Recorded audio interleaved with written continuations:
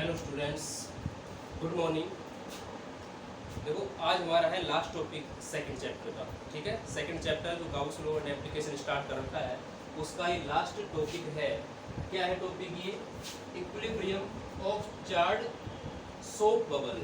Soap bubble जो है, ठीक है, यानी कि जो साबुन का जो बबूला है उन पर इक्विलिब्रियम क्या क्या कैसे होता है। ठीक है, इक्विलिब्रियम क्या होता है तो यहाँ पर पढ़ेंगे। इक्विलिब्रियम पढ़ेंगे वो एक तरह से प्रेशर का पढ़ेंगे। और चार्ज सोप बबल का मतलब क्या है कि बाहर से एटमॉस्फेरिक प्रेशर है, अंदर इंटरनल प्रेशर है, और साथ में क्या है, चार्ज का मतलब इलेक्ट्रिक फोर्स भी है। ठीक है, या इलेक्ट्रिक प्रेशर भी है। तो उस कंडीशन में क्या जो आपका क्या उसके अंदर प्रोसेस होता है। तो सबसे पहले क्या लिखा है मैंने, देखो, air pressure on the internal side. जो एयर प्रेशर होता है air pressure internal side of the soap bubble is more than the atmospheric pressure outside the bubble. यानी कि आउटसाइड जो प्रेशर होता है उससे इंटरनल साइड क्या होता है, प्रेशर वो ज़्यादा होता है। ठीक है, अच्छा, फिर उसके बाद सरफेस टेंशन जो होता है, जो उसके लेयर पे होगा, सरफेस पे होगा, वो उसको बैलेंस रखती है। यानी कि जो डिफरेंस आ गया, यानी कि जैसे मान लीजिए ये सोप बबल है और एक तो बाहर से प्रेशर लगे, ये एटमॉस्फेरिक प्रेशर एक तरह से, और एक यहाँ से ये हो जाएगा इंटरनल प्रेशर है। इनमें डिफरेंस है। तो जो जो डिफरेंस मेंटेन रखता है वो कौन रखता है, सरफेस टेंशन रखता है, जिसको हम टी बोलते हैं। सरफेस टेंशन बैलेंस रखता है किसको, जो डिफरेंस होता है इंटरनल आउटर में। यानी कि इसमें क्या था, पी इन है वो ग्रेटर देन क्या होता है इसके अंदर, आउटसाइड, पी आउटसाइड। ठीक है, प्रेशर जो इनसाइड है वो क्या होगा वो मोर देन किससे, आउटसाइड प्रेशर से। ठीक है, अब आउटसाइड यानी कि एक्सटर्नल प्रेशर। अब देखो इसमें कैसे करेंगे, जैसे ये सोप बबल है और हमारे जो यानी कि स्फीयर मानते हैं, इसको क्या मानते हैं, स्फीयर। तो इसकी रेडियस हमने मान ली आर, यानी कि एज्यूम कर लिया कि आर है वो रेडियस मान ली, किसकी, रेडियस ऑफ सोप बबल। ठीक है, टी हमने मान लिया सरफेस टेंशन। टी क्या मान लिया, सरफेस टेंशन। ठीक है, सरफेस टेंशन। सरफेस टेंशन के कारण तो वो यानी कि बना रहा, अगर उसके लेयर यानी कि टेंशन कम होते ही वो क्या फूट जाएगा। तो टेंशन है वो कैसे, टाइटनेस के लिए, सरफेस पे जो टाइटनेस आ जाती है वो टेंशन होता है। ठीक है, अच्छा, अब इस समय जो पी एक्सटर्नल होता है, यानी कि एक्सटर्नल जो प्रेशर होता है इस पर, सोप बबल पर, इस पे सोप बबल पर,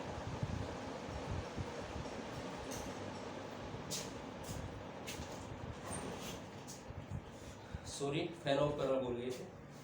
अब देखिए सोप बबल पे जो एक्सटर्नल प्रेशर जो होता है वो वैल्यू कितनी होती है, 4T अपॉन R। क्या होता है वो वैल्यू, 4T अपॉन R होता है। ठीक है, एक्सटर्नल होता है 4T upon R, equation first से, क्योंकि ये सरफेस टेंशन है किसका, सोप बबल पे, रेडियस है, तो इनमें ये रिलेशन होता है, एक्सटर्नल जो प्रेशर होता है ये। ठीक है, अच्छा, उसके बाद यहाँ पे टोटल अगर इलेक्ट्रिक चार्ज, ये तो क्या है, नॉन इसके लिए है, ये तो किसके लिए है, फॉर अनचार्ज यानी कि नॉन चार्ज, यानी कि चार्ज नहीं है, अनचार्ज सोप बबल के लिए है, सोप बबल के लिए है।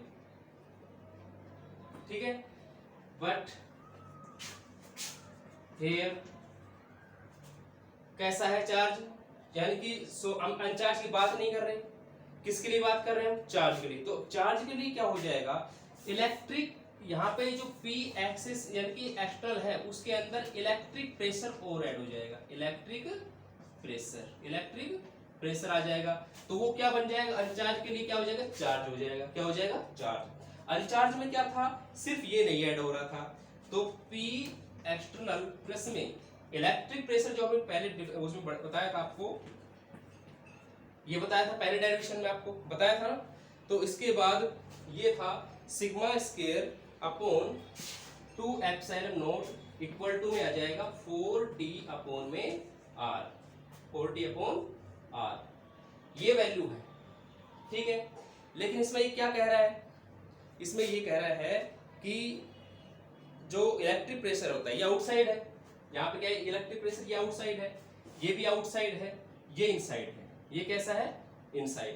बैलेंस रखने के लिए यहाँ पे क्या हो जाएगा, इक्वल हो जाएगा।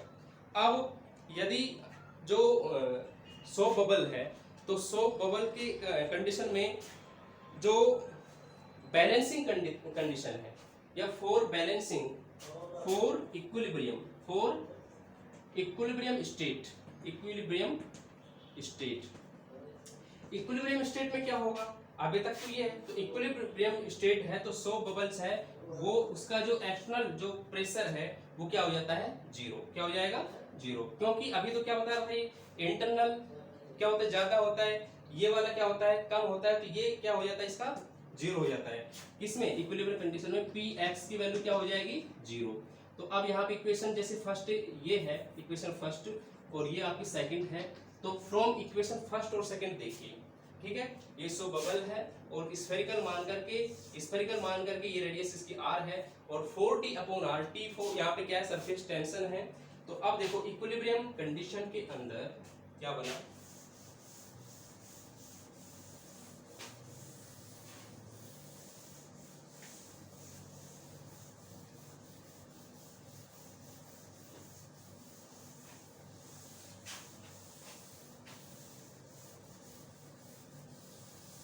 देखो from equation first and second, देखो ये एक्सटर्नल प्रेशर कब जीरो क्यों हुआ, ये कब जीरो होता है, इक्विलिब्रियम स्टेट में पी एक्सटर्नल जीरो होता है, ठीक है। उससे पहले चार्ज के लिए मैंने ये था, अगर चार्ज नहीं होता केवल ये और ये इक्वल होते हैं, लेकिन सिर्फ चार्ज अनचार्ज में ये हटा देंगे और चार्ज में ये लगा देंगे, ये क्या था, इलेक्ट्रिक प्रेशर, पहले डेरिवेशन जो बताया था, इन दोनों का ऐड इसके बराबर होगा। लेकिन इक्विलिब्रियम स्टेट के लिए ये वैल्यू क्या हो जाएगी, जीरो।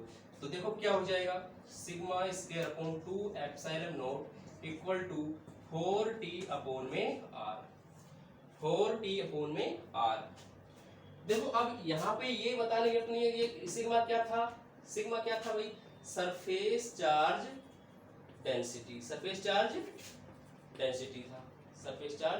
डेंसिटी, यानी कि टोटल चार्ज था अपॉन में टोटल एरिया, ठीक है, टोटल एरिया के बराबर था।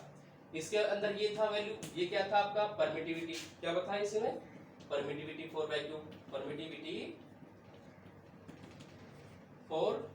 वैक्यूम, जिसकी वैल्यू फिक्स होती है। टी बता दिया मैंने, टी क्या था, surface tension of soap bubble, ठीक है। आर क्या है, रेडियस है। अब ये जो फॉर्मूला आपके सामने लिखा है, तो ये इक्विलिब्रियम स्टेट है। अब जो भी वैल्यू आपको निकालनी हो वो इससे निकाल सकते हैं। जैसे मान लीजिए सिग्मा स्क्वायर के बराबर लेके आए, किसको, सिग्मा स्क्वायर के बराबर अगर इसकी वैल्यू को लेके आए, तो अब ये जो 2 एप्सिलॉन नॉट है, ये क्या जाएगा उधर मल्टीप्लाई में, ये कहाँ जाएगा, मल्टीप्लाई में, तो ये होगा 4t अपॉन r मल्टीप्लाई में 2 एप्सिलॉन नॉट। तो देखिए आगे क्या बन गया, आगे ये वैल्यूज कैसे बनेगी, चेंज करके ये हो गया sigma square equal to 8t epsilon not upon में r। सिग्मा की वैल्यू निकालनी हो तो रूट में आएगा 8t sigma epsilon not upon r। ये क्या होगा, सरफेस चार्ज डेंसिटी की वैल्यू है, ठीक है, 8t epsilon not upon r, ठीक है। किसी की वैल्यू निकालनी हो, जैसे मान लीजिए t की वैल्यू निकालनी है, किसकी वैल्यू निकालनी है, t की, तो ये r है उधर जाएगा, 4 है डिवाइड में आएगा, तो कितना होगा, सिग्मा स्क्वायर r अपॉन 4 तो था ही पहले से, ये डिवाइडेड 2 एप्सिलॉन नॉट, ठीक है, 2 एप्सिलॉन नॉट। तो t की जो वैल्यू होगी वो ये होगी कितना, sigma square r upon 8 epsilon not. ये किसका वैल्यू आया अभी, ये सरफेस टेंशन की वैल्यू आई है। तो ये वैल्यू किस में काम आएगी, सिर्फ न्यूमेरिकल में। आपको एक फॉर्मूला याद होना चाहिए, चार्ज सो बबल पे क्या होता है, सिग्मा की वैल्यू ये होती है, टेंशन की वैल्यू ये होती है, ठीक है। ऐसे आर की वैल्यू भी निकाल सकते हैं, किसकी वैल्यू निकाल सकते हैं, आर की वैल्यू भी निकाल सकते हैं। तो आर की वैल्यू देखिएगा, आर की वैल्यू यहां से देखिएगा,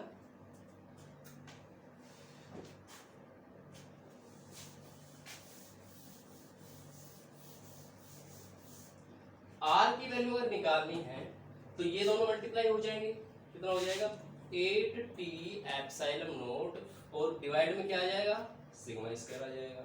ये क्रॉस मल्टीप्लाई के इक्वल हो गया, तो r की वैल्यू क्या आ जाएगा, ये आ जाएगा सिग्मा स्क्वायर डिवाइड में आ जाएगा, ये आ जाएगा इसमें, ठीक है। अच्छा, इसके अंदर t की वैल्यू आ चुकी, ठीक है, r की वैल्यू आ चुकी, सिग्मा स्क्वायर की आ चुकी।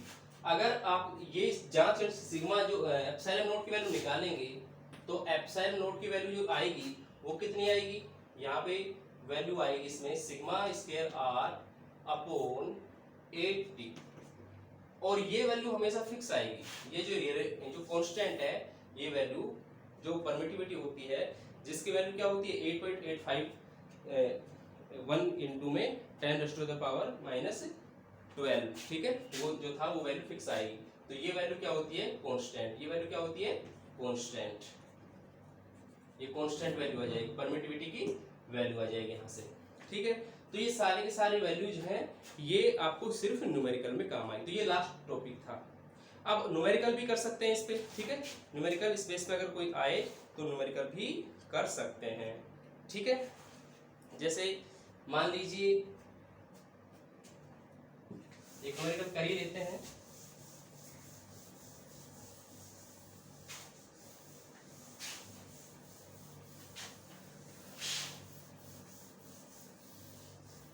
चार्ट सो बबल के लिए देखो गिवन है इसमें